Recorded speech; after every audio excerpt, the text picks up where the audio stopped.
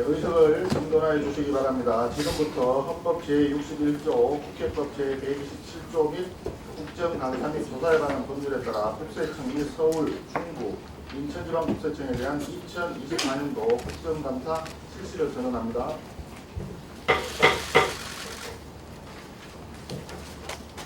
먼저 국정감사 준비에 수고해 주신 강민수 국세청장과 정재수 서울지방국세청장, 박재형 중부지방국세청장, 그리고 박수복 인천지방국세청장을 비롯한 관계 공무원 여러분께 감사의 말씀드립니다. 국세청은 국가의 세입을 담당하는 조세행정기관으로서 국회가 제정한 세법에 따라 세금을 징수하여 국가의 재원을 조달하는 중요한 직무를 수행하고 있습니다. 이 역할을 성실하게 수행하기 위해서 국세청은 납세자의 눈높이에 맞는 납세 서비스를 구현하고 국세행정이 국민들의 신뢰를 얻을 수 있도록 많은 노력을 기울여야 할 것입니다. 서울지방국세청은 우리나라 경제의 중심인 서울을 관할하고 있고 연간 국세 세수의 36%를 담당하고 있는 핵심 기관입니다. 또한 중부지방국세청은 반도체를 비롯해 첨단 산업이 밀집한 경기 남부 동부지역과 강원 인근을 관할하고 있고 인천지방국세청도 국가전략기술인 바이오 산업이 집중된 인천 및 경기 북부지역을 관할하고 있어 그 중요성이 막대하다고 하겠습니다. 각 지방국세청들은 적극적인 재정 지원을 위한 노력과 함께 중소기업과 소상공인 자영업자 등에 대한 지원에도 관심을 가져주시기 바라며 오늘 국정감사가 합리적인 정책 대안을 마련하는 자리가 될 수 있도록 청장님과 관계공무원 여러분들께서 성실하게 국정감사에 임해주시기 바랍니다. 감사에 앞서 잠시 안내 말씀드리겠습니다. 배부해드린 유인물과 같이 오늘 감사에는 한 분의 정인이 출석할 예정이며 오늘 정인으로 출석 요구된 구글코리아 낸시 메이블워커 대표는 불출석 사유서를 제출하였다는 점을 말씀드립니다. 불출석한 정인에 대한 조치는 감사위원님들께서 처리해 주시기 바랍니다. 정인에 대한 질의는 주 질의를 마치고 오후에 보충 질의를 시작하거나 정언을 거부하거나 후비의 진술을 할 때 또는 정언을 함에 있어 국회의 권리를 훼손한 경우에는 국회에서의 정언 감정증에 관한 법률에 따라 고발될 수 있음을 알려드립니다. 다음은 선서방법에 대한 말씀드리겠습니다. 선서는 정인을 대표하여 강민수 국세청장을 세우기 바랍니다. 국회가 헌법 제61조, 국회법 제127조, 국정감사 및 조사에 관한 법률 제10조에 따라 국세청 소관 업무에 대한 2024년도 국정감사를 실시함에 있어 기관장으로서 성실하게 감사를 받을 것이며 또한 정인으로서 정언을 함에 있어서는 국회에서의 정언 감정 등에 관한 법률 제7조에 의하여 양심에 따라 숨김과 보탬이 없이 사실 그대로 말하고 만일 진술이나 서면 답변에 거짓이 있으면 위증의 벌을 받기로 맹세합니다. 2024년 10월 16일 국세청장 강민수.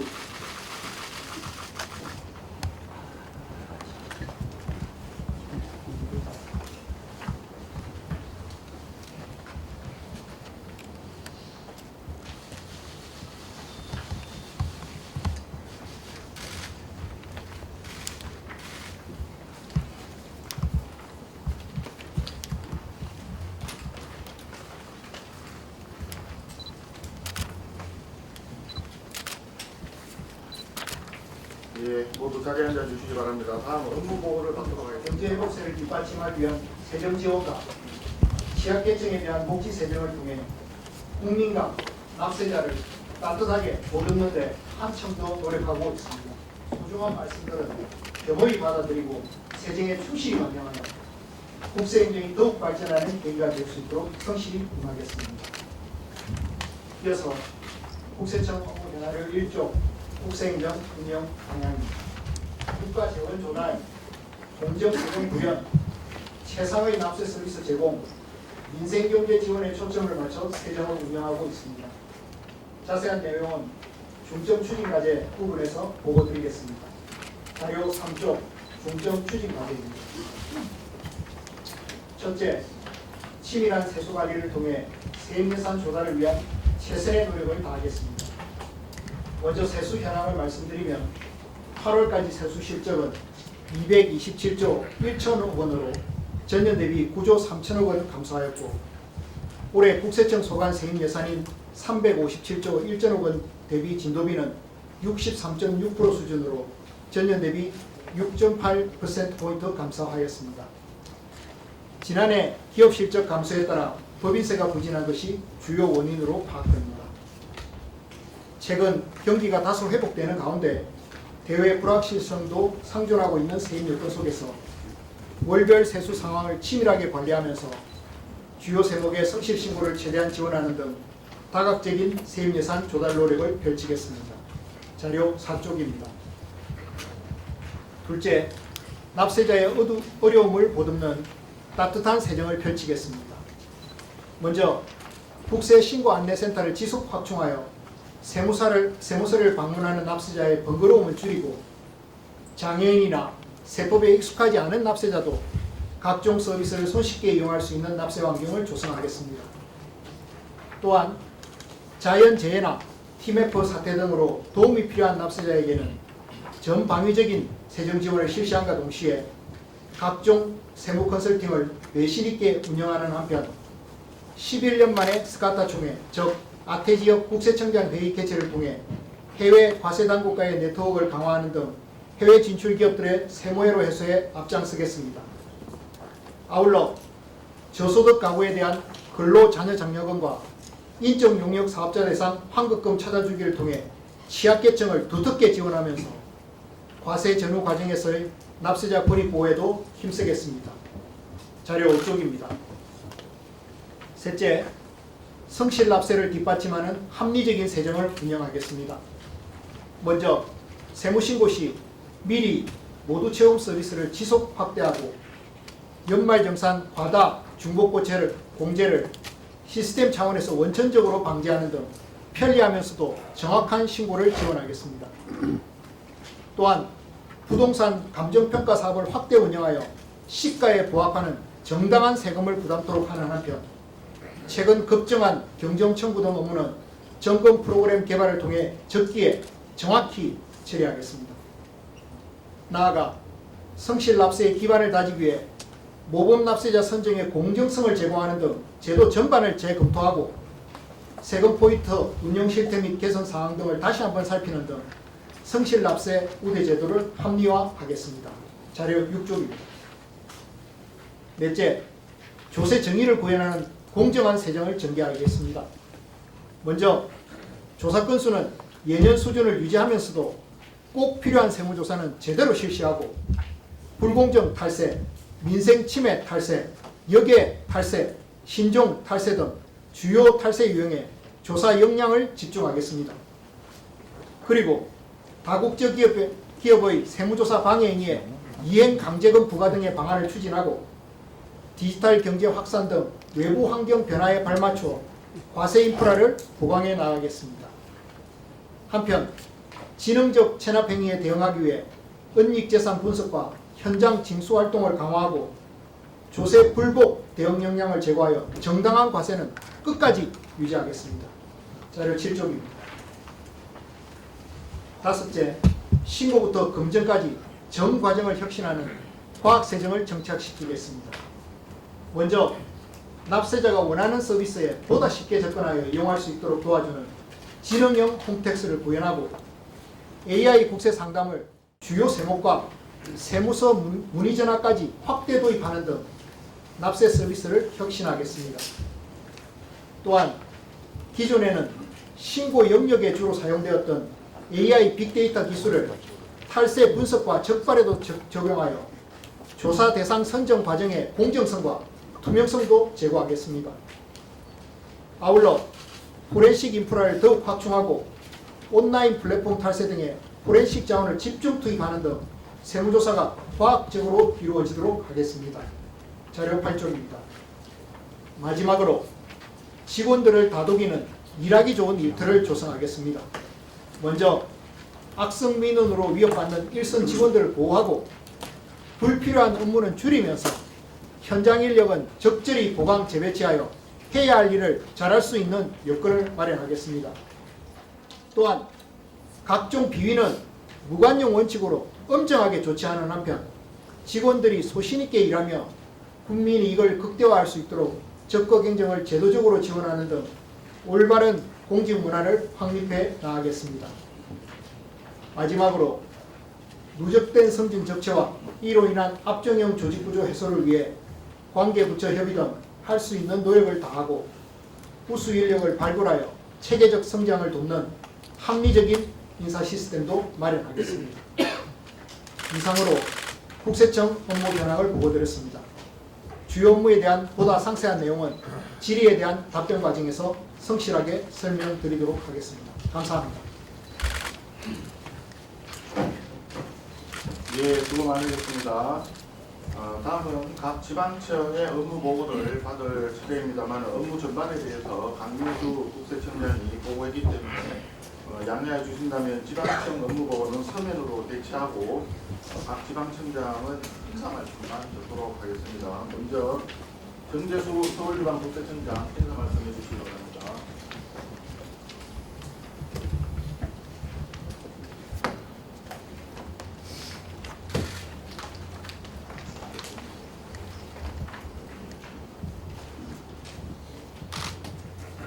안녕하십니까. 서울지방국세청장 정재수입니다. 오늘 존경하는 송은석 위원장님과 여러 위원님들을 모시고 국정감사를 받게 된 것을 매우 뜻깊게 생각합니다.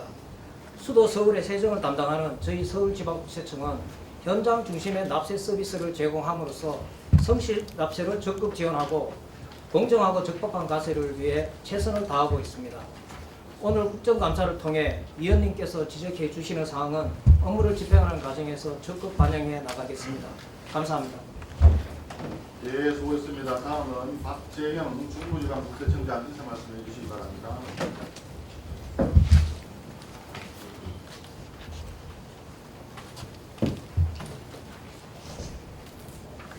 안녕하십니까. 중부지방국세청장 박재형입니다.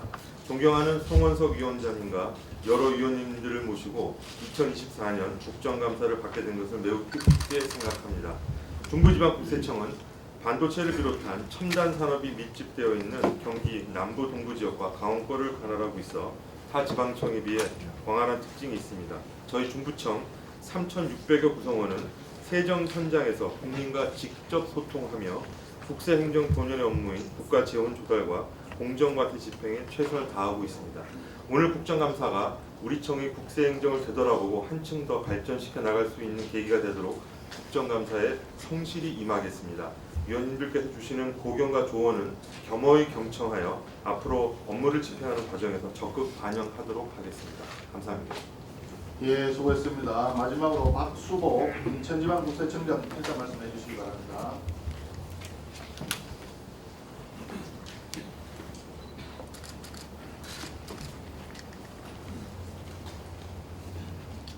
안녕하십니까. 인천지방국세청장 박수복입니다. 존경하는 위원장님과 여러 위원님들을 모시고 국정감사를 받게 된 것을 매우 뜻깊고 감사하게 생각하고 있습니다. 저희 인천청은 국민으로부터 신뢰를 받을 수 있도록 구성 모두가 최선의 노력을 다하고 있습니다. 오늘 국정감사가 인천청의 납세 서비스를 한층 더 성장시키는 기회가 될 수 있도록 노력하겠습니다. 위원님들께서 주시는 말씀은 업무를 집행하는 과정에서 적극 반영하도록 하겠습니다. 감사합니다. 예, 수고하셨습니다. 다음은 질의 순서입니다. 자료 1분 드리겠습니다. 1분 가지고 안 됩니다. 자료를 3분을 주셔야지. 1분 자료를 워낙에 안 내놓는데 1분 가지고 되겠습니까? 예, 그럼 3분 드리겠습니다.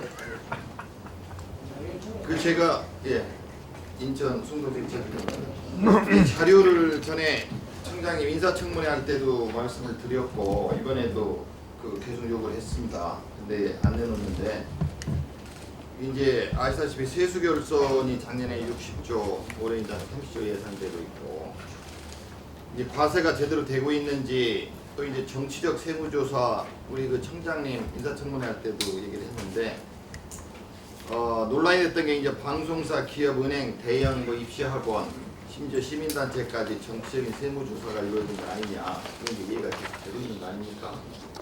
그게 아니다라고 답변을 하신 걸로 제가 기억되고 그럼 그게 아니다. 그걸 이제 확실하게 좀 보여주셔야죠. 저희도 좀 봐야 되고 국민을 대표해서.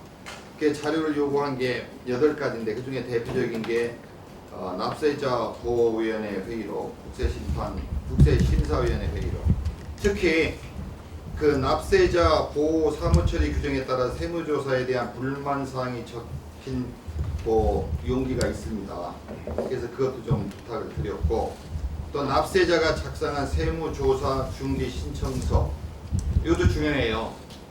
그것도 요구를 했는데 안 내놓고 계십니다. 계속 특별한 이유도 없이 국세기본법에 비밀 조항 얘기를 하시는데 우리 국회 증언에 관한 감정에 관한 법률 대한민국 헌법도 있고 그리고 이 자료에 그런 개인정보가 있다면 익명으로 처리를 하시든지 아니면 회사 이름을 기관 이름을 가리고 주시든지 절차가 투명한지 공정한지 진행되는 걸 보려고 그러니까요. 하여튼 이 자료를 꼭 좀 주십시오. 오늘 오후 3시까지 위원장님께 부탁을 드립니다. 그리고 두 번째는 이건 좀 다른 사안인데 오늘 업무보고에 7쪽의 지능형 홈택스 구현, AI 국세상담, AI 빅데이터 기반 탈세 대응 체계 이건 굉장히 잘 하시는 것 같아요. 제가 그저께 한국은행 국감할 때도 챗 GPT 하면서 금리 관계를 얘기했는데 이제 법원도 요즘 그렇게 바뀌고 있고 디지털 법원으로. 그래서 요 국세 AI 국세 상담 빅데이터 요것을 현재 어떻게 추진되고 있는지 그리고 향후 언제까지 어느 만큼 더 확대할 것인지 구체적인 자료를 이것도 오늘 3시까지 부탁드리겠습니다. 이상입니다. 예, 수고하셨습니다. 예, 김대리님 질의 자료 예. 네. 저는 좀 상식적인 자료가 생각했는데 자료가 안 나왔어요. 뭐냐면 국세청이 당사자가 된 세무 소송을 진행하는 게 있는데 관련해서 이제 승패소 현황을 한다고 했거든요. 그런데 이 자료를 못 찍겠다는 거예요. 왜 그랬냐고 물어봤더니 조세통치상 로펌들의 실적을 공개해버리면 승수의 높은 로펌에게 특혜를 준 거다. 이게 이유가 된다고 생각하신 거예요? 네, 그래서 이걸 좀 주십시오. 어차피 국세청이 처음에 과세를 잘 못해서 질 수 있는 거고 또 로펌의 대응이 아주 잘해줄 수 있는 건데 의원이 이걸 안 해야 되는 게 아니겠어요? 네, 그런 거고요. 두 번째 자료 요청 부분은 우리 이제 사업자가 채권 압류가 좀 많이 늘었더라고요. 당연히 사업자들 개개인의 어떤 사업자의 채권 압류 정보를 달라는 게 아니고요. 전체 채권 압류를 하게 되면 금액이 어느 정도 됐을 때, 체납 규모가 얼마 됐을 때 하는 것인지, 또 몇 번의 압류가 하는 것인지 이런 것도 좀 자료를 좀 정리해서 달라고 했더니 이것도 안 주겠다는 거예요. 이건 좀 저는 이게 뭐 납세자 개인정보 이런 부분 자체를 제가 원하는 건 아니고 실제 국세행정을 하는 데 있어서 어떤 문제점이 있는지 그리고 아까 뭐 딱산 최저구역도 하셨는데 여기 과연 제대로 집행되고 있는 것인지에 대해서 자료를 보려고 하는 건데 이 자료는 좀 위원장님 말씀도 좀 해주시고 그래서 오늘 그 점심시간 이후에 오후 국감 전까지 좀 제출시키를 부탁드립니다. 이상입니다. 예, 수고 많으셨습니다. 정부에서는 의원님들이 요청하신 자료를 성실하게 준비해 주시면 고맙겠습니다. 질의에 들어가도록 하겠습니다. 질의는 4개 기관에 대해서 일괄하게 실시하고 질의 시간은 답변 시간을 포함해서 5분으로 하겠습니다. 순서에 따라서 먼저 존경하는 부장은 위원님 질의해 주시기 바랍니다. 예, 고미갑의 부작은 국회의원입니다. 오늘 우리 이제 이 국감이 국정감사가 있는 날입니다. 실질적으로 서울시 교육감 보궐선거가 있는 날입니다. 언론 보도 등에 따르면 이번 보궐선거를 통해서 서울시 교육청 예산이 무려 565조 5억 원이 선거 예산으로 거두되었다고 합니다. 혈세를 귀하게 생각할 줄 알아야 되는 우리 모든 공직자분들과 함께 여기 있는 우리 모두 유념하는 하루가 되었으면 합니다. 자, 청장님 질의드리겠습니다. 국세청의 자금 출처 조사하는 그런 시스템이 있죠. 예, 있습니다. 제가 지금 뭐 부동산 취득 관련해서 출처가 불분명할 때 실시하는 걸로 알고 있습니다. 매년 한 2, 3천 건 정도 하는 걸로 알고 있는데 그렇습니까? 예. 예. 그럼 이게 이제 자금 출처 조사를 할 때 방식이 어떻습니까? 뭐 인지를 해서 하는지, 뭐 제보를 받아서 하는지, 아니면 사회적 이슈가 있을 때 하는 것인지 어떤 시스템이 따로 있습니까?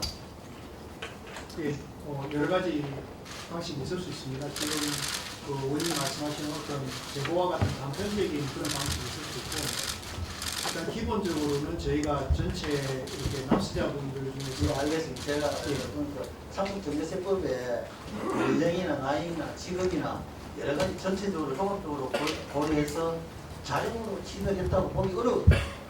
그렇게 실시했을 때 자금 출처 조사를 하는 걸로 알고 있습니다. 그렇죠? 예, 물질적으로 그렇습니다. 예.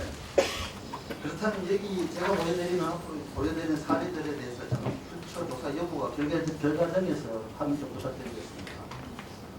혹시 이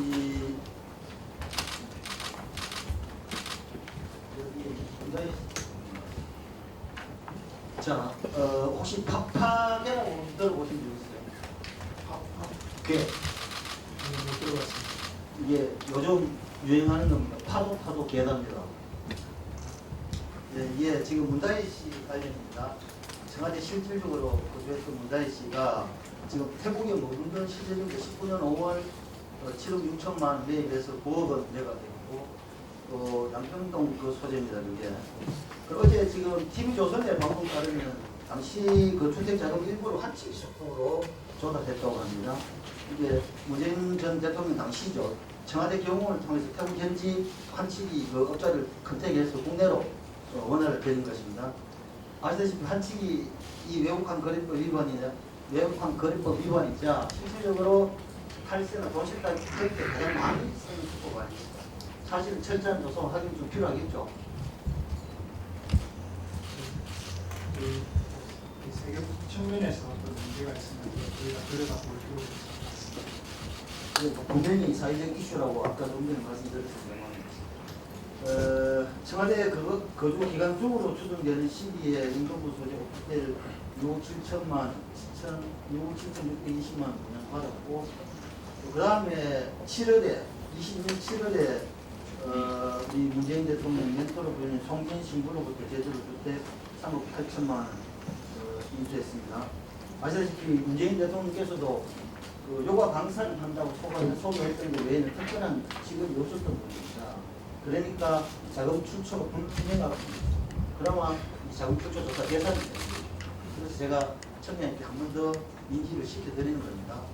그래서 이게 특히 우리 김정수 지사께서도 말씀하셨지 않습니까? 청와대 직원을 통해 출처 불분명이 5천만 원 현금을 친구를 통해서 도자기에 싸서 친구한테 줬고 그 친구가 문다희 씨한테 입금을 해줬다는 겁니다. 그럼 그렇게 밝혀졌는 거고 말씀을 그렇게 하셨습니다. 상식적으로 우리가 보기에 그 직기 비속에 대한 공제 한도, 그러니까 정력에 대한 공제 한도가 10년간 5천만 원 공제 한도가 가능한데 왜 이렇게 경찰을 보따리에 싸서 그렇게 보내줬을까? 이에 대한 국민들의 의구심이 가중되는 겁니다. 이런 부분들에 대해서 선생님께서 충분하게 자금 처처를 조사해줘야 되겠다. 다른 말씀을 드리면서 혹시라도 이런 부분들에 대해서 인지는 했을 거고 보도는 나왔을 거고 이슈가 됐을 텐데 혹시라도 보고받거나 이 부분에 대해서 자금 출처 지시를 해보라고 했든지 살펴본 적이 있으십니까?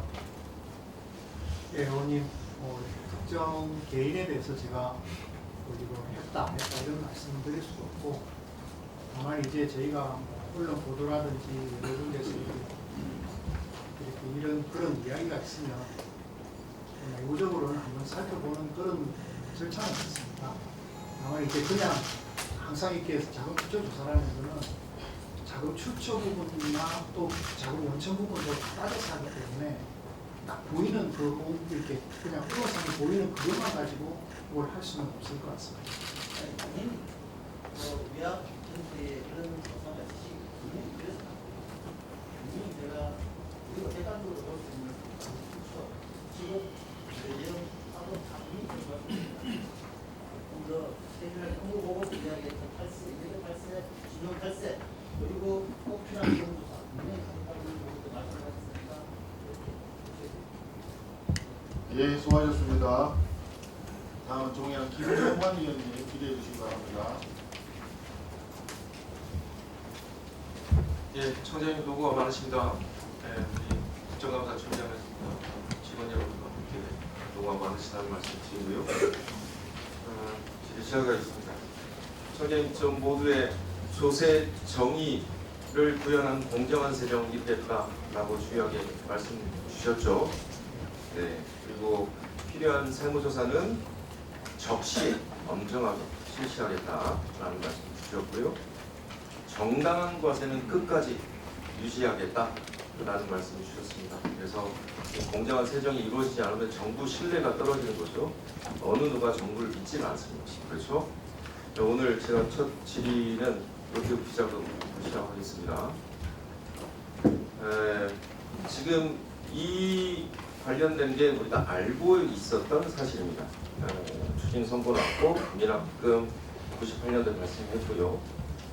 노재우 씨가 소송전까지 했었고 완납됐다고 한 게 13년 9월입니다. 그런데 우리가 모르고 있는 사실들이 밝혀지고 있습니다. 김옥숙 메모가 나왔고요.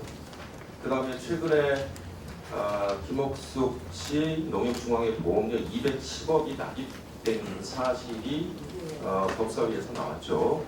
그리고 이 사실을 국세청이 2007년 8년에 조사까지 했다는 사실까지 나왔습니다. 그리고 노재현 씨 페이퍼 컴퍼니 이게 언론을 통해서 나온 거고요. 그리고 김옥숙 씨의 노재현 씨가 있는 공익재단의 기부 활동들이 있었다는 거 이게 추가적으로 좀 밝혀지고 있습니다. 이 공익법인은 어떤 혜택들이 있죠? 예, 뭐 처음에 이렇게 출연받을 때 증여세라든지 이런 부분은 이제 상증세, 예.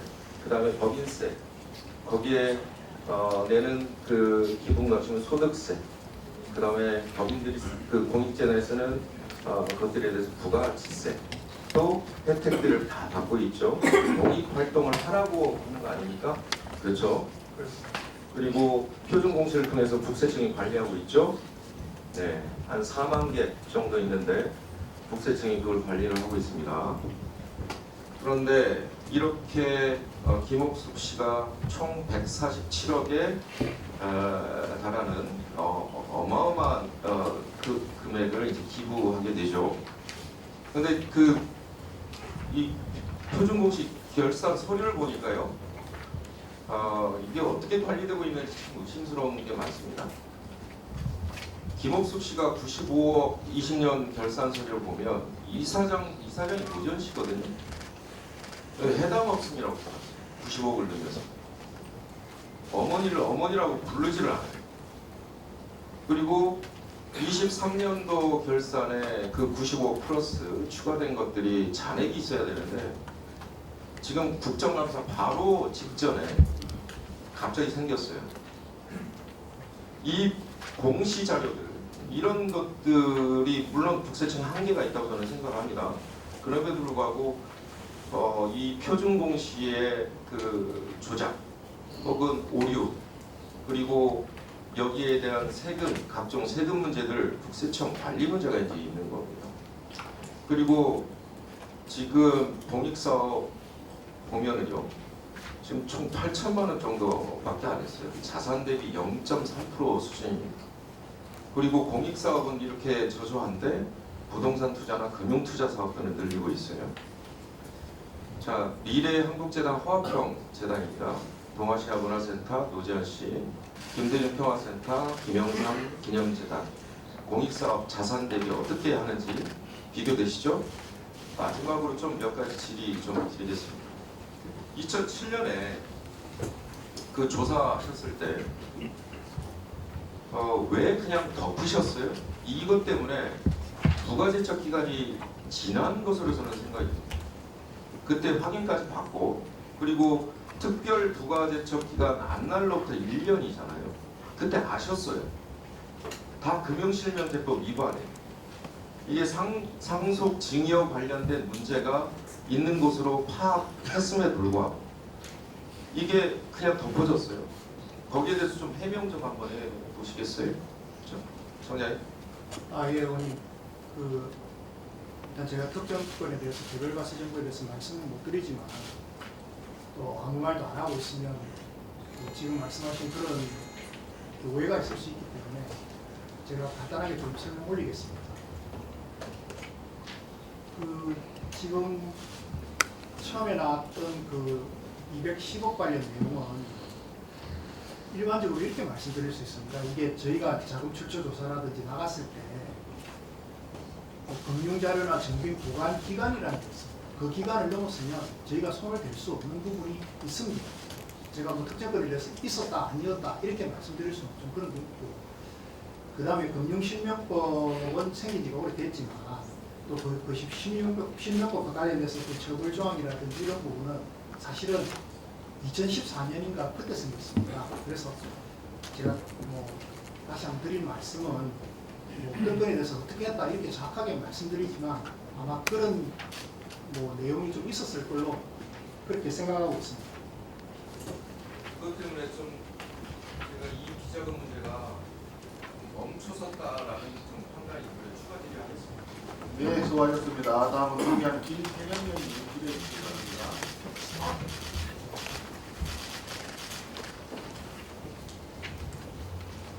네, 그럼 준비하십니다. 정책 질의하기 전에 한 가지 짚고 넘어가야 돼요. 통장하는 답변. 국세청이 현재 외부 기관에 파견하고 있는 직원이 100군데 몇 명입니까? 숫자가 제가 하고 있는 17군데에 50명 정도 되는 것 같아요. 맞습니다. 국세청 차원에서 파견 근무자들이 파견 직원들이 어떤 업무를 수행하고 있는지 제대로 파악은 하고 있습니까? 그쪽도 파견 받은 기간에 또 사정이 있기 때문에 제가 대략적으로만 파악하고 있습니다. 청장은 파견 근무 경험이 있으신가요? 저는 18원에 한번 갔다 온 적 있습니다. 파견 사유가 있어요. 그냥 가는 게 아니고 관계 법령에 의해서 파견 사유가 있을 거 아닙니까? 대통령 비서실의 주요 국정과제 수행 이게 하나가 있고 대통령 비서실에 보낼 때는 국정과제 수행이 있고 법무부에 보낼 때는 금융정보 분석, 행안부에 보낼 때는 지방세제 분영, 인사혁신처에는 인사업무 지원, 국민권익위에는 국세민원 상담, 국토부에는 부동산 시장 관리. 이렇게 어느 정도 납득할 만한 보편적인 이유예요. 그런데 다른 기관들하고 달리 방통위에만 파견 사유가 감사 업무 지원 이렇게 되어 있어요. 아주 보편적이지 않아요. 특수해요. 방통위에 작년부터 지금 올해까지 5명을 파견했는데 어떤 감사 업무를 지원했다는 건지 청장 알고 계셔요? 그냥 저희가 파악하고 있는 것은 감사 업무 지원 이 정도로만 파악하고 있습니다. 최초로 방통위에 최초로 파견을 했어요. 그리고 좀 그리고 특별한 사유고 이유고 그러면 총장이 이런 정도는 파악을 하고 있어야 됐을 것 같은데 왜 이례적으로 다른 기관에는 늘 뭐 하던 되니까 그런데 이건 최초로 지금 방통위에 파견을 했단 말이에요. 이거 왜 이러지? 한번 좀 파악을 해봤어야 될 것 같다 이런 건데 이제 우리가 파견할 때는 파견받을 기관에서 공문 요청을 하죠 국세청에. 그러면 협의를 해서 이제 파견 여부를 결정을 하게 될 텐데 이 작년 6월에 이게 이 방통위에 이제 국세청뿐만이 아니라 검찰, 경찰, 감사원, 소위 사정기관 이 통째로 방통위에 파견이 되었는데요. 이 총 13명이에요. 근데 이게 전부 다 비별도 파견입니다. 비별도 파견이 뭔지는 알고 계시죠? 예. 뭐죠? 다른 정원의 그렇죠. 정원이 없어요. 그래서 긴급하고 이 중대한 업무 지원이 있을 때 이렇게 규정이 되어 있어요. 근데 방통위와 사정기관들이 방통위에 무슨 긴급하고 중대한 사유가 있어서 대거 더구나 국세청은 처음으로 이렇게 파견이 됐을까? 의구심이 들지 않겠어요? 그죠? 방통위에 무슨 긴급하고 중대한 사유가 있지? 이게 이제 정황을 보면 이게 대통령 비서실에 어떤 가이드라인이 있었거나 또는 지시가 있었다 이렇게 보여져요. 맞죠? 비서실에 지시가 있었죠. 파악 못하고 있나요? 제가 이렇게 공문이나 보고받은 바로는 방통위하고 이렇게 협의가 있어서 보낸 것을 제가 보고받았습니다. 한 번도 파견 요청을 받은 바가 없고 파견을 한 적도 없어요. 이게 처음으로 파견을 했단 말이에요. 그러면은 이건 대통령실에 지시가 없으면 이게 이루어지지 않는 거죠. 근데 이때 방송통신심의위원회를 이제 감사를 해요.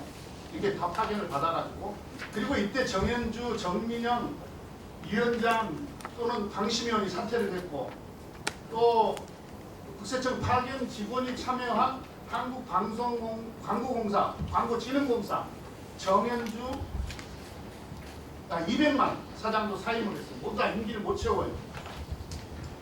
이 참 공교로운 일 아닌가요? 결과적으로 이렇게 파견을 받아가지고 방송 장악에 우리 국세청도 동원돼 있지 않았냐 이런 국민들의 의심 아니에요. 이건 사실이에요. 그래서 이게 지금 상식적으로 납득할 수도 없고 지난 정부에서는 파견을 하지 않았어요. 사정기관에서 이건 파견 받자는 의견도 있었는데 언론의 자유를 침해할 수 있다. 이거 적절하지 않다. 그래서 파견을 하지 않았어요. 파견을 받지도 않았고 방통위에서 이거 제대로 잡아야 된다. 다시 복귀시키는 게 맞다. 이렇게 생각하는데 청장 의견 어떠십니까?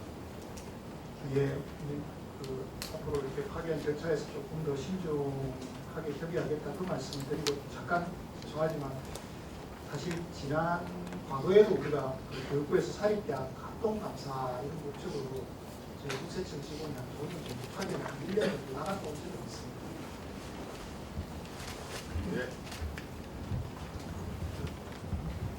예, 김태희님 수고하셨습니다. 다음은 존경하는 박대출 위원님 질의해 주시기 바랍니다. 네, 친구님, 존경하는 부장관 의원하고 질의 답변하는 거 아니겠습니까?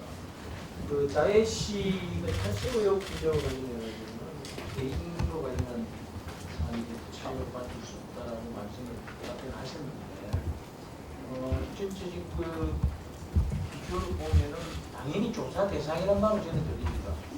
제가 좀 잘못 들은 건가요? 아까 부장관 의원님 간단히 좀 답변해 주세요. 저는 당연히 조사 대상이라고 저는 이해가 되더라고요. 그렇지만 답변했어요. 언론이나 밖에 그런 이야기가 있으면 저희가 내부적으로 좀 분석해보는 내부적 분석하는 게 일단 조사하는 거야. 이제는 들어가는 거죠. 대사는. 그거는 뭐 어떤 특정 기구만 아니라 출처 관련해서는 다 이런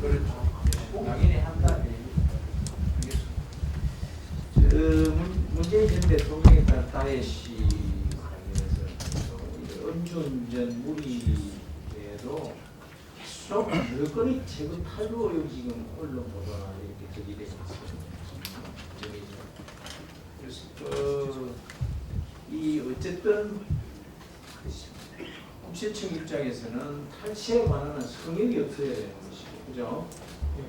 일반적 원칙에 엄정히 대응해야 되는 걸 하겠습니까? 그게 조세청이고 국세청이 본연의 임무다라고 생각을 합니다. 동의하시죠? 예, 그렇습니다. 네, 그렇죠. 오늘 또 보도를 보면 이 다혜 씨가 또 경호원 통해서 참치를 했다는 언론 보도가 나옵니다.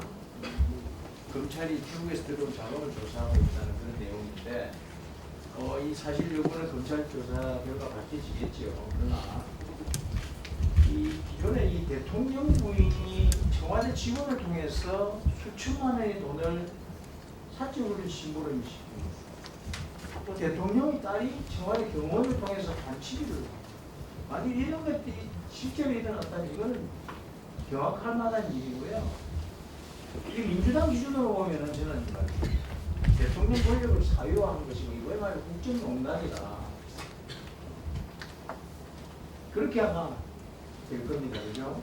그래서 그 사실 여부를 밝히는 게 중요하지 않겠습니까? 진실을. 그래서 엄정하게 조사되고 진실을 밝혀야 되며 그와 따라서 국세청이 해야 될 일들을 당연히 해야 될 거라고 생각을 합니다. 그 전에 잠깐만 다른 걸 짚고 제가 이 문제 하나하나 해결하겠습니다.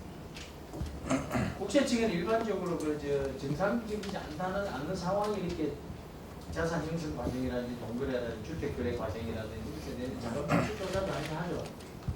예, 자금 네. 분석 대상이 될 겁니다. 계약직 공무원을 10년을 하고 집 내채를 가지고 80억 재산을 이게 뭐 이를테면은 뭐 부모로부터 아니면 제3자로부터 정여가 있다거나 뭐 다른 특별한 사유가 있으면 모르는데 그런 사유가 특별히 이게 밝혀지지 않은 상태로 되면은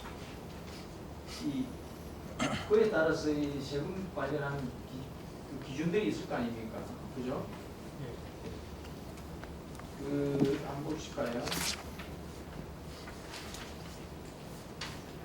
2010년에 성남시청의 계약직 공무원 9급으로 임용돼서 7급을 거쳐가지고 또 2018년에는 5급 계약직으로 이렇게 된 공무원이 10년 동안 모은 재산이 말이죠. 집 내채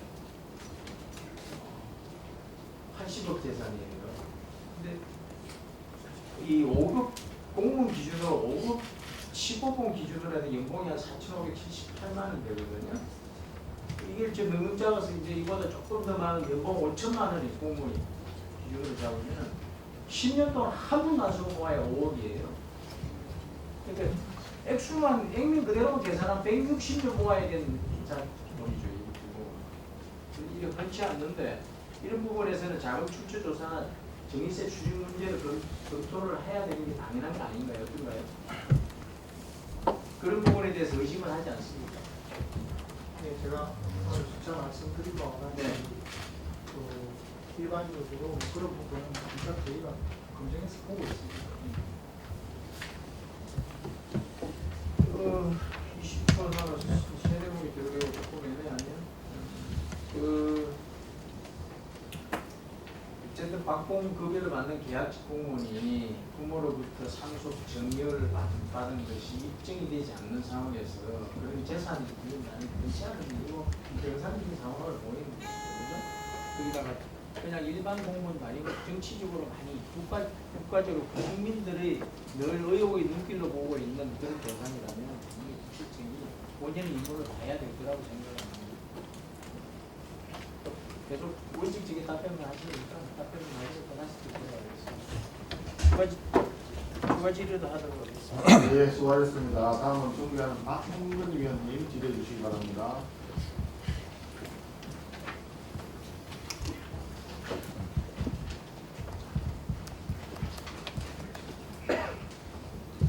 예, 지난 9월 10일 감사원의 대통령 집무실 관저 이용 공사와 관련된 이 불법 관련해서 감사 보고서 다음 아시죠?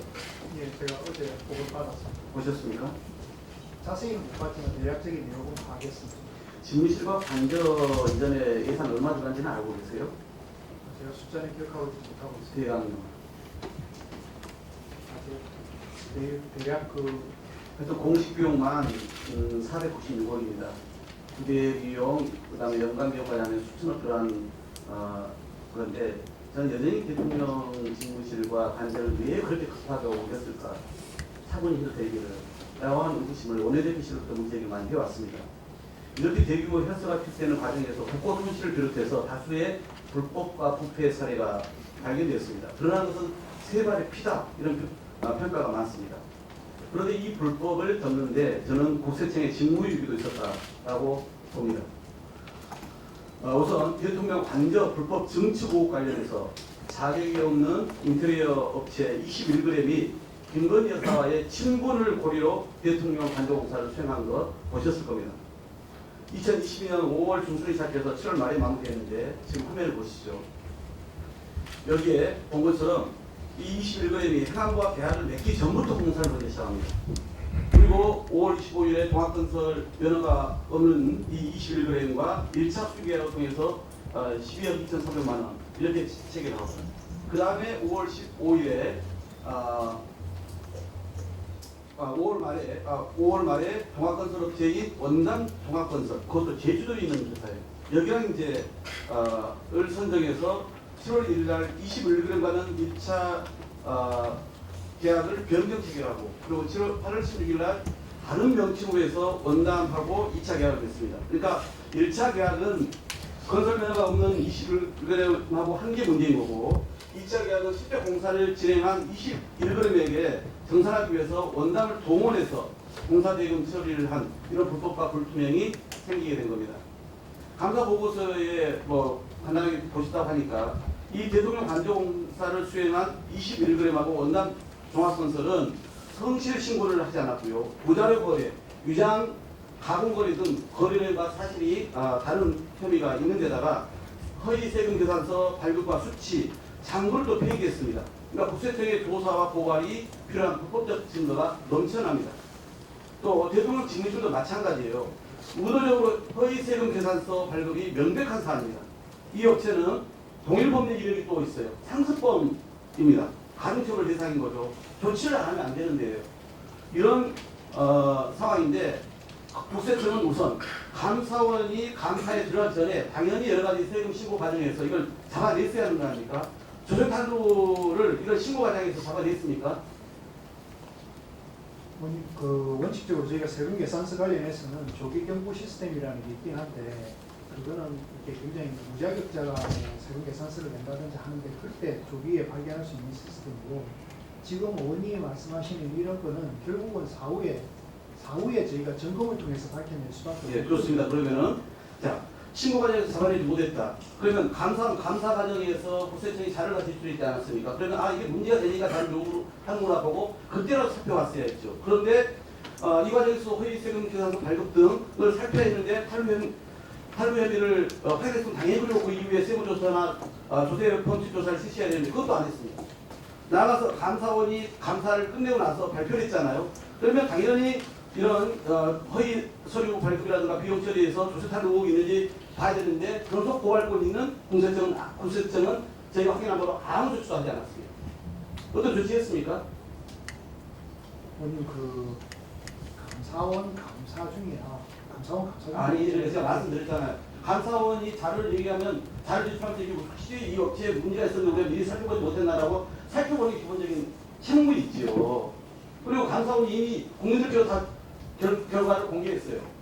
저는 진짜 만약에 감사 전에도 탈세 혐의를 적발했는데 덮었다면 이건 국세청의 비리입니다. 그리고 못했다면 무능이고 감사 과정에서나 또는 감사 결과가 나온 후에도 조치를 취하지 않은 것은 명백한 직무유기다라고 생각해요. 그래서 이제 그동안 손 놓고 있었는데 국세청이 이 이전공사 관련해서 업체 탈세 혐의에 대해서 전반적으로 살펴보고 고발을 해야 한다고 보는 데 어떻게 생각하십니까? 저희가 감사원 감사 결과가 9월달에 나온 것을 저희가 보고 알았습니다. 지금 저희가 살펴보고 분석해보고 탈루 의미가 있으면 시기가 어떻게든 반드시 해야 되고 할 수밖에 없습니다. 당연히 그러니까 국세청이 감사원 감사 들어가기 전에 손 놓고 있었던 걸 감사원이 그나마 밝혀냈으니 이재명 대표 관련해서는 휴가들 다들 성조사에 나서면서 이 건에서 조치하지 않는다면 당연히 정권의 정책 도구로 국세청 전락했다라는 비판에서 벗어나기 어려운 거예요. 그렇기 때문에 청장이 책임지고 이 문제에 대해서는 살펴보시기 바랍니다. 전속 고발권이 있잖아요. 검찰이 못하지 않습니까? 한 사람이 이렇게까지 밝혀줬으면 먹으라고 다 떠줬어요. 밥상에 다 올려줬어요. 그런데도 손 놓고 있겠습니까? 저희가 해야 될 부분은 반드시 하겠습니다. 예, 수고하셨습니다. 다음은 존경하는 차규근 의원님 질의해 주시기 바랍니다. 네, 총장님, 그 조세 특례 제한법 38조 2 따르면 지주회사를 설립 전환하기 위해 자회사의 주식을 2016년 민원 대시 내용을 보더라도 그렇게 되어 있습니다. 그런데 정작 법원은 좀 이걸 달리 봤습니다. 2012년 지주회사로 전환한 삼양그룹은 당시 과세이연 제도를 이용했다가 2013년 상속이 이루어지면서 국세청이 양도세 11억 부과를 했는데요. 그런데 서울행정법원이 2019년 12월에 법령에서 상속이라는 문구가 삭제된 점에 주목해서 과세를 취소했습니다. 이건 알고 계시죠? 따라서 지주회사 과세 이연을 받은 법인이나 개인 주주가 상속하더라도 과세를 할 수 없게 된 것입니다. 이 지주회사 설립 전환하기 위해 출자한 주식은 경영권을 행사하기 위해 보유한 주식으로 양도나 증여가 쉽게 이루어지지 않습니다. 즉 과세 이연이 일몰되는 2026년 이전에 지주회사로 전환한 기업들에게 세금을 부과하기 어려워지게 된 것입니다. 청장님, 지금까지 이 제도를 이용한 이 제도를 통한 과세 이연 금액 얼마나 되는지 알고 계십니까? 지금 조단위가 넘는 걸로 10년간 무려 13조 원이 넘습니다. 그 중에 최근 5년만 놓고 보면 과세 이연 금액이 6조 6천억 원이 넘고 과세하지 못한 세금이 1조 6천억 원이 넘습니다. 자, 이 세금을 받을 수 있을지 모르는 상황이 된 것입니다. 2019년 행정법원 판결 이후에 당시 용산 세무서장이 2020년 1월에 항소를 했는데 이상하게도 9월에 소를 취하했습니다. 그래서 그 판결 그냥 확정이 되어버렸어요. 청장님, 그 당시 왜 용산 세무서장이 항소 취하했는지 혹시 알고 계십니까? 의원님 뭐 특정성이긴 하지만 일반적으로 이렇게 항소를 취할 때 저희 마음대로 국세청이 혼자서 하는 게 아니라 거기에 법원이나 이따가 제가 마지막 이따가 다시 한번 종합적으로 다시 여쭤보겠습니다. 그 법규정 당시 취지를 그 기재부가 밝혔고 민원 회신한 근거도 있는데 과세 당국이나 행정관청이 중간에 소송을 포기해버린 것은 참 납득이 가지 않는 일이라 생각합니다. 그 국세청이 소송을 포기했기 때문에 지금 과세 이연을 받았다가 상속으로 법인세 신고를 했던 기업들이 줄줄이 조세 심판을 걸어서 경정 청구를 하고 있는 마당입니다. 총장님, 해당 판결 이후에 조세 소송이나 심판을 통해서 과세가 취소되거나 경정된 건수 얼마나 되는지 혹시 알고 계십니까? 일단 그 법원 판결과 같은 취지로 저희가 심판을 해서 몇 회 후에 또 진 것으로 그거는 제가 보고 받았습니다. 저희가 이제 국세 질의를 했더니만 국세청 담당자, 법무 담당자 말이 다를 수 있다고 합니다. 이 국세청이 제대로 관리를 하고 있지 않지 않나라는 생각을 지울 수가 없는데요. 자, 본 의원이 그 기재부 확인해 보니까 올해 세법 개정안 발표할 때는 포함을 안 시켰지만 소득세법 개정안을 발의하면서는 관련 조항에 상속분을 포함시켰다고 합니다. 본 의원도 법 개정안을 준비하고 있는데요.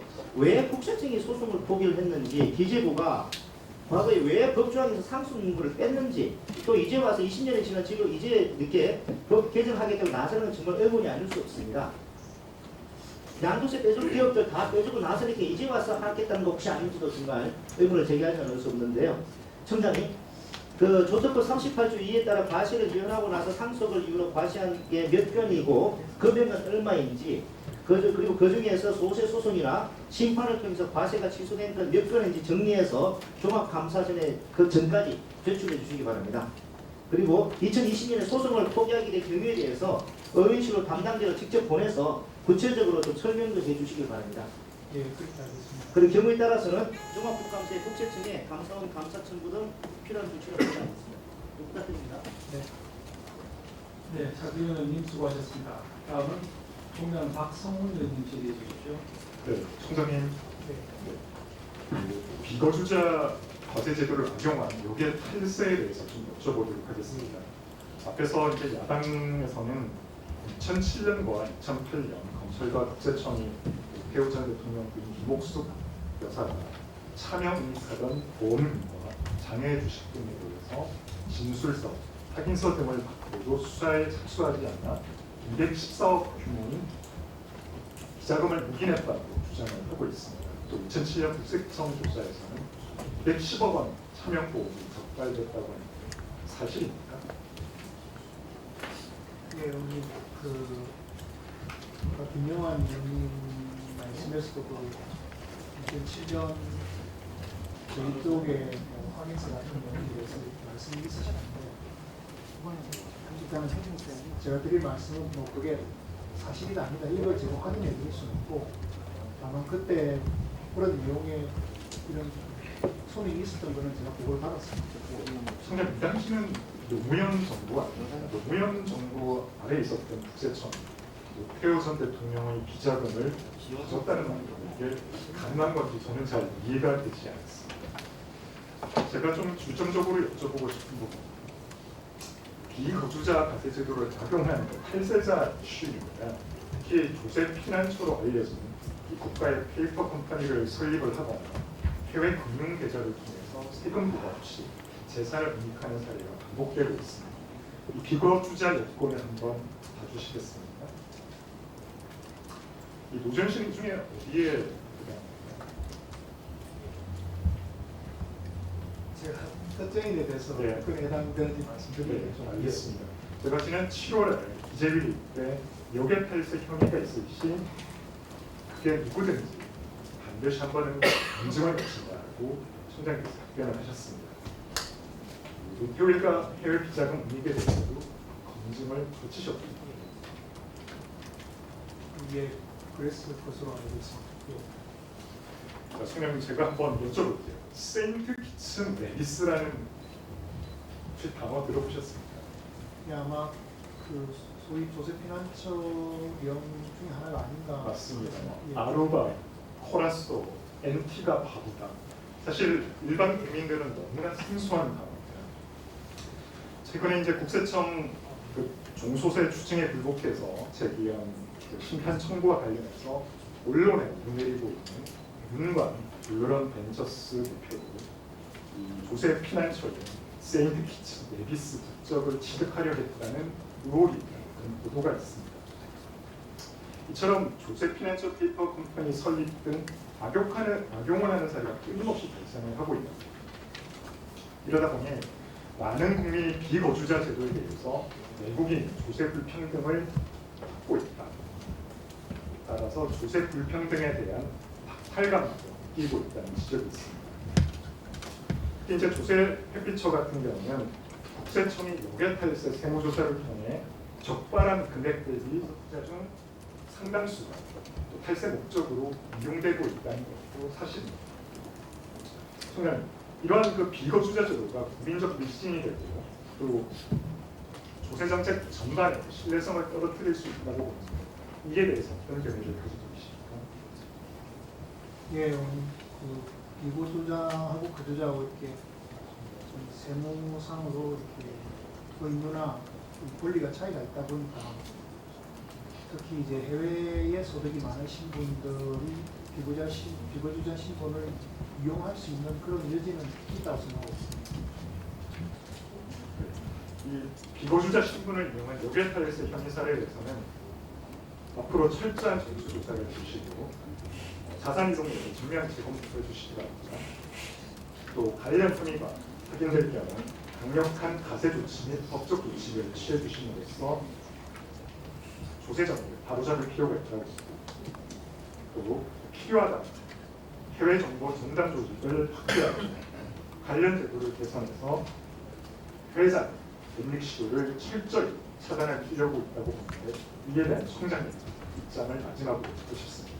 예, 오늘 말씀 백번 맞는 말씀입니다. 우리 어려운 경제나 민생을 지장을 주지 않으면서 우리가 세수를 또 확보하고 공평 과세를 이룰 수 있는 그런 틈새 분야가 지금 말씀하신 그런 여기까지 분야라고 생각하고 있습니다. 네, 감사합니다. 예, 박성훈 의원님 수고하셨습니다.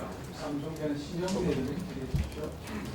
네, 청장님, 오늘 인사가 사시면서도 국세청의 중점 추진과 중에 두 번째 항목으로 납세자의 어려움을 두고 따뜻한 해점, 세점 이렇게 말씀해 주셨어요. 그래서 제가 좀 이런 내용을 정말 납세자의 어려움, 특히 경기가 어렵고 내수가 굉장히 어려운 상황인데 우리 납세자의 어려움을 돕는 세정을 하고 있는지 자료를 요청했는데 아까 노사장님 앞에서 말씀드린 대로 자료를 안 주고 있습니다. 제가 했던 최대한 수집한 정보를 가지고 이제 질의를 하려고 합니다. 어쨌든 경영하기 어려운 사업자들을 위해서 지금 여러 세정 지원제도 운영하고 있어요. 압류 매각을 이해한다랄지 또는 징수 특례제도를 운영한다랄지 세정 지원제도도 있고요. 이런 제도를 운영하고 있습니다. 맞죠? 예, 그렇습니다. 네. 그런데 이제 보니까 보통 이제 재산 압류 같은 경우를 보면 먼저 세금 체납되면 비사업용 자산 먼저 압류하고 그래서 좀 세금 지원가 안 되면 그 다음에 사업용 자산을 압류할 이런 과정을 쭉 순서대로 밟아가고 있는 거죠. 그런데 이제 보니까 이제 이게 좀 늘어났어요, 많이. 지금 우리가 기재부랄지 한국은행 국정감사실이 했지만 수출기업들은 상당 부분 회복이 되고 또 무역수지 개선되고 있는 건데 내수가 또 회복이 안 돼서 경기가 어렵다 이런 상황이거든요. 근데 이런 상황에서 어쨌든 지금 많은 부분 압류가 늘어나고 있는데요. 한번 볼게요. 찾아보십시오. 부동산, 차량, 공산 어쨌든 이제 비사업용 자산 압류권을 보면 부동산 같은 경우 2022년에 11만 6천 건에서 2023년에 14만 4천 건으로 한 2만 건이 압류됐고요. 신용카드 매출세권은 2022년 4만 건에서 2023년 6만 7천 건으로 증가했습니다. 2020년 또 거래처 매출채권은 2022년 2만 4천 건에서 2023년 3만 3천 건으로 증가를 했습니다. 자, 그런데 이런 게 어떤 경우에 압류를 합니까? 소규모 체납해도 압류하는 겁니까? 소규모의 경우에는 아무래도 이제 압류하는 그 재산이 가격하고 또 체납액하고 비교를 해보기 때문에 어느 정도 체납액이 큰 경우에 아무래도 압류하는 대상이나 부동산이나 이런 것들. 그러면 지금 고액 체납다 이거 압류 진행다 고액이라는 건 어느 정도로 주십니까 최소? 고액이라는 게 이게 말하기에 따라서 좀 다르기 때문에 뭐라고 뭐 1억일 수도 있고 5억일 수도 있고 또 관리 목적에 따라. 자, 그러면 한 1,500만 원 정도는 고액입니까 소액입니까? 부가세 체납.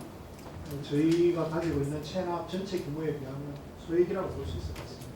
제가 자료를 안 주셔서 한 번 봤어요. 서울지방 국세청 자영업자 체납 압류 사례를 봤는데요. 부가가치세 압류가 됐는데 이게 1,500원 된다고 그래요. 1,500만 원 정도. 신용카드 매출채권 압류를 했는데 거래처 매출채권 압류도 그 정도 규모입니다. 근데 또 어떤 제가 자영업 커뮤니티에서 글을 좀 봤는데 이런 글이 있어요. 부가세 한 달 체납하니까 바로 매출채권 압류 들어옵니다. 체납한 이력이 전혀 없는 성실 납세 사업자에도 불구하고 일단 압류 후에 분납 계획서 작성해 보냈습니다. 이런 글이 있습니다. 그리고 이제 이렇게 체납 부분에 대한 압류도 그렇고요. 징수 특례제도 있잖아요. 징수 특례제도 보니까 신청도 점점 줄고 있습니다. 2022년 73%였던 수익률이 2023년 69%, 올해는 53%까지 감소했습니다. 연재 금액도 5년 전 대비 5분의 1로 줄었습니다. 밑에 보시죠. 분납 승인된 금액도 4분의 1 정도로 축소했습니다. 세정 지원제 역시도 마찬가지입니다. 그 자료 볼 시간 없으니까. 근데 제가 어떤 생각이 들었냐면 오늘 업무 하시면서 이렇게 보고 있어요. 세수 수량과 관련해서 소비 증가 등에 따른 부가가치세 증가에도 불구하고 지난해 기업 실적 감소로 법인세율이 부실하다고 말씀하셨어요. 저는 지금 매년 지금 법인세는 줄고 있고 부가가치세는 늘고 있는데 이렇게 쥐어짜서 부가가치세를 어떻게 늘리는 것 같아요. 악성 채무자한테는 어쨌든 간에 압류를 해서라도 소송을 하고 세금 받아내야죠. 근데 법인세, 대기업 법인세는 다 깎아놔서 대출 확보가 안 되니까 1,500만 원 체납했다고 바로 압류 들어가고 이래서 부가세 빨리 내려는 겁니다.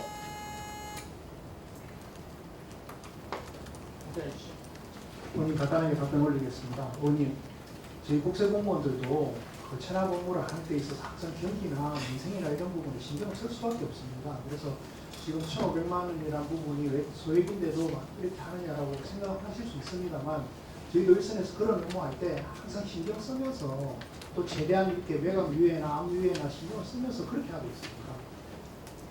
답을 주십시오. 예. 예, 수고하셨습니다. 다음 동남 안동을 의원님 질의해 주십시오. 네, 광주 동남을 안동입니다. 수고 많으시고요.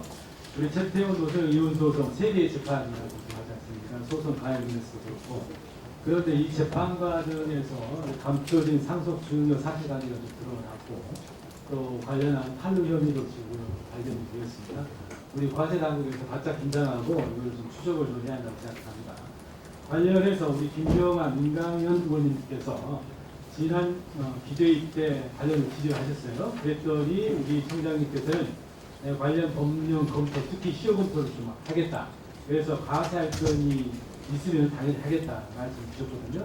네, 그런데 지금 제가 좀 파악해 보니까 실무소에서 후속 조치는 지금 별반 없어 보입니다. 지금 어떤 상황입니까? 예, 의원님, 제가 저번에 설명드렸습니다만 지금 어쨌든 그건 이제 과세 문제가 부각되게 된 게 2심 판결이 나오면서 그렇게 됐습니다. 네. 근데 2심 판결에 있는 그 결정적인 저희 과세 관련해서 어떤 사실관계 부분은 결국 3심에서 확정이 돼야만 저희가 움직일 수 있습니다. 지금 저희가 그걸 예. 과세를 한다는데 지켜낼 수가 없습니다. 예, 알겠습니다. 그래서 지금 이제 그 상황에 대해서 지금 있잖아요. 예의주시하고 좀 추적을 좀 하신다 이 말씀이죠. 그리고 인지 시점을 어떻게 할 거냐 하는 거는 이제 재판 결과를 보겠다 하신 건데, 자, 1992년도 국감 때 이 관련한 세무조사 요청이 다시 있었습니다. 당시 김홍길 의원께서 선경의 태평양 증권 인수 자금에 좀 빈게 보이나, 여기에 타인으로부터 제공되거나 증여된 자금이 있어 보인다. 이에 대한 세무조사를 요구를 했는데 당시 국세청은 이걸 좀 묵살을 했습니다. 그래서 이러한 이제 시행착오가 다시는 반복되지 해서는 안 될 것 같습니다. 네, 다음. 그래서 현재 이제 저희가 이제 파악을 해본 이제 비자금에 대한 과세 추정입니다. 이제 여러 법적 검토가 필요하겠습니다만은 노소영 씨가 사실상 증여를 받았다. 그러니까 노태우 씨의 300억 비자금을 이제 노소영 씨의 증여로 보았다라고 이제 가정을 해봤을 경우에 이제 과세 추정입니다. 그래서 그 비자금 300억에 141억, 또 무신고 가산세가 20% 추가되지 않겠습니까? 그럼 201억입니다. 그리고 이제 이게 증여액을 있잖아요. 현재 상증세법에서는 증여의 현재 시가에 따르고 있는데, 이렇게 과세 시효가 15년이죠. 도과된 이후에 인지된 이런 증여 사실에 대해서 조금 평가기준을 달리할 필요가 있겠다고 생각됩니다. 이 같은 경우 33년 전 일이잖아요. 33년 전에 300억이 지금의 300억이라고 할 수가 없는 거죠. 이 관련 법에 좀 입법적인 미비가 좀 있다고 봅니다. 이거는 증여 인지 시점의 시가 환산액으로 좀 전환을 하는 전 법적 조치가 필요하다고 봅니다. 이렇게 해서 이 경우를 적용해 보면 물가상품률을 적용해 본다면 증여액은 지금 시가 기준으로는 796억이다. 이럴 경우에 이제 증여세는 440억 원 정도에 이른다.